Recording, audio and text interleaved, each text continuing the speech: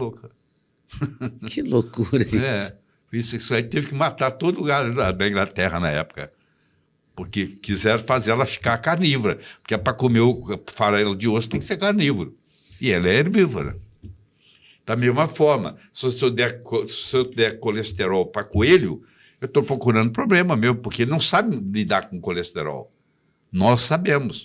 Mas a gente tem que respeitar o tal do limite que os americanos dizem, até 200, né? Não tem. Quando eu comecei a praticar medicina, há 51 anos atrás, o colesterol normal era 320.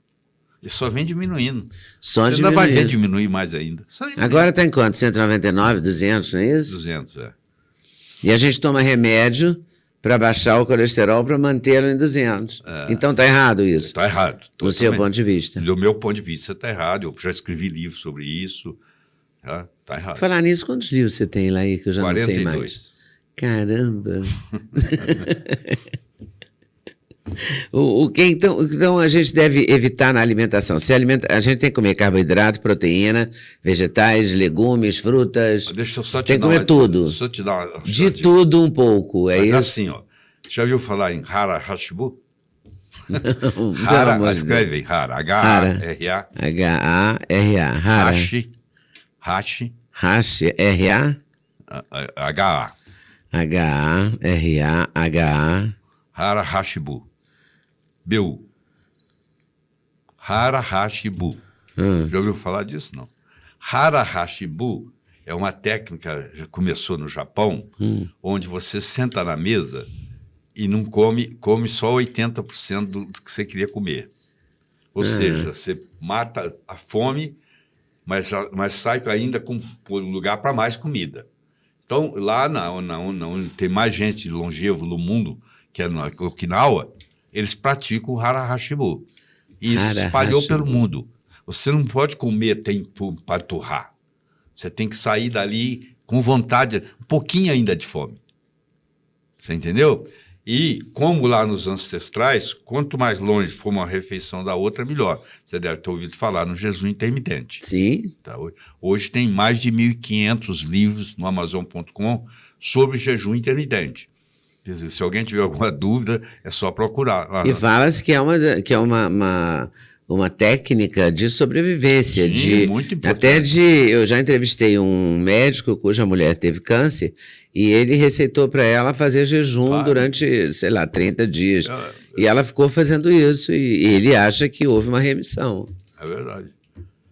Jesus, Maomé, Moisés, os três concordavam no jejum. Eu nunca coisa que eles concordavam. Quer dizer que você é um defensor do jejum? Sim, sou um defensor. De horas de jejum de 12, 14, 16, 18, 24? Lá em casa a gente come, tem um lanche às 4 horas da tarde, depois eu como uma perinha dessa pera portuguesa lá pelas 7, 7h30. Nós nos jantamos. Não faz parte. E aí você só vai comer no dia seguinte? No dia seguinte. Então o seu jejum é de mais de 12, deve ser de mais de 14. Em torno de 14. Em torno de 14. Sempre isso diariamente? Diariamente. Eu não como pão, né? Eu raramente como macarrão uma vez ou outra, mas pão eu não como. Eu tirei o pão, nunca. E o pão vicia. Se pedir uma pessoa para parar com pão é difícil. Ela tem quando para, é um problema. É porque o hábito é muito difícil. Não é só o hábito, não. Mudar hábitos. O glúten vicia, né? O glúten vicia. É porque o sem glúten não tem a menor graça. Não é? Raramente você acha uma coisa sem glúten que tenha graça. Mas você tem que tirar o glúten da sua vida. Você tem que tirar o glúten da vida. Tem que fazer... Vou te explicar por quê. O pão que você come hoje não é o pão que Jesus comia. Houve uma modificação genética muito grande no trigo durante esse período. E nos últimos 40, 50 anos, a produtividade do trigo aumentou 400%. E praticamente tudo isso aumentando o glúten. Então não existe organismo humano que vai se dar bem com glúten. Mesmo que você não tenha problema, você paga um preço por isso. E o glúten tem uma proteína chamada, vai ver um monte de nome feio, chamada gliadina. Essa gliadina é uma proteína de muito difícil digestão. E essa gliadina, quando ela cai no intestino, ela estimula a zonulina. A zonulina é a proteína que abre as portas para entrar coisa do intestino no sangue, passar direto. Aí passa a gliadina. Ela estimula a zonulina porque ela quer passar, ela quer entrar no sangue. Ela cai no sangue. Quando a gliadina cai no sangue sem ser digerida, ela é considerada pelo organismo como um corpo estranho. E aí é feito um anticorpo contra ela. Um anticorpo antigliadina. Por azar nosso, na cadeia peptídica da gliadina, tem uma cadeia de aminoácidos que, por azar nosso, a nossa tireoide também tem, parecida. Então, quando eu crio um anticorpo antigliadina, na realidade eu acabei de criar um corpo antitireoide. Isso tem um nome feio também, chama mimetismo molecular, também chamado homologia estrutural. Eu crio um anticorpo antitireoide. Aí o que acontece? Agora aquele anticorpo começa a atacar a minha tireoide. Aí eu desenvolvo uma tiroidite Hashimoto, que foi causada pelo glúten. Não é a única causa, mas foi esse é um caso. Mas o glúten teve uma participação importante, digamos assim. É fundamental.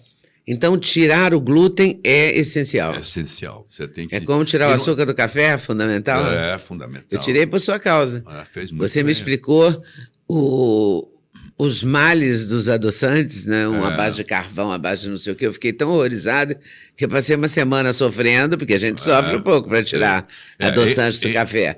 Mas tirei para sempre. Entre o açúcar e o adoçante, eu prefiro o açúcar. Prefiro o açúcar. Tem um açúcar melhor que o outro? Tem o stevia é o melhorzinho. É o menos ruim, vamos pôr assim? Menos ruim. Mas amarga, né, no final. Mas aí você... Mas dos açúcares, demerara, mascavo, branco, nenhum vale a pena. No Brasil está contaminado com fungo. Tem micotoxina. Ah, é? O mascavo, por exemplo, está contaminado... Porque o armazenamento no Brasil é muito pobre. Então acaba que tudo que é armazenado acaba sendo contaminado. O fungo... E o fungo gera um produto chamado micotoxina. A micotoxina não é destruída com nada. Você pode cozinhar, fazer o que você quiser. Não destrói a micotoxina. É o mesmo caso do amendoim, que tem fungo? Tem o fungo do amendoim chama aflatoxina. E é fungo também. É fungo também. Produz micotoxina também, que é a aflatoxina. Entendeu? Então, na verdade, a gente tem que comer variado, que nem a gente comia antigamente, né? Porque antigamente a gente comia todos os legumes, todas as verduras, todas as carnes, partes diferentes do boi. Hoje, por exemplo, peixe é quase impossível você poder comer hoje, né? Porque peixe de rio eu recomendo não comer. Porque por causa da poluição? Por causa do mercúrio. Os rios estão todos contaminados, inclusive o Rio Amazonas. Está contaminado com mercúrio, por causa de todos os garimpos ilegais. Entendeu? Nossa, e o melhor peixe do Brasil, eu acho, o filhote, que é lá do Pará e da Amazônia, então deve estar contaminado hoje o segredo mesmo. É você comer peixe do mar e de preferência de tamanho pequeno. Quanto maior é o peixe, mais ele viveu.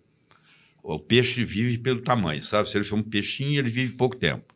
Se ele é um peixe grande, ele vive muito tempo. Se ele for uma baleia, então, ele vai viver quase Então a sardinha ganhou de todos. Sardinha. Então, mas hoje o mar também está contaminado. Estima-se, escuta essa, estima-se que no ano 2050, em termos de peso, vai ter mais plástico no mar do que peixe. Estima-se que no ano 2050, em termos de peso, vai ter mais plástico do que peixe no mar. O que se deve comer? Porque, pelo visto, nada pode. Então, o que é que pode? Pode. Eu como dois ovos, tiro chucruz. Não tiro a clara, não como clara. Só a gema? Só a gema. Você paga um preço por comer clara. Primeiro que a constituição que tem lá não é... As constituições dos aminoácidos, vitaminas, está tudo na gema. O filé mignon do ovo está na gema, entendeu? A clara é difícil de digestão. entendeu? Nós testamos e não dá, é muito difícil. Eu até hoje não encontrei ninguém que se desse bem com clara, tá? Então eu como 2 ovos na parte da manhã, com chucrute. Tá? Eu estou usando agora, fazer um iogurte com caseína A2, eu não sei se você conhece. A2, conheço leite, leite então, A2. Eu faço com caseína A2, entendeu? Aliás, nós discutimos isso uma vez aqui já, né? Foi? Porque a caseína A1, ela traz consequências que não são benéficas. Se você fizer muita ingestão de leite com caseína A1, você tem os problemas. A literatura... Estas informações são de extrema importância para você e para as pessoas que ama. Acompanhe e inscreva-se no canal para obter mais detalhes. Não se esqueça de compartilhar e debater os assuntos nos comentários.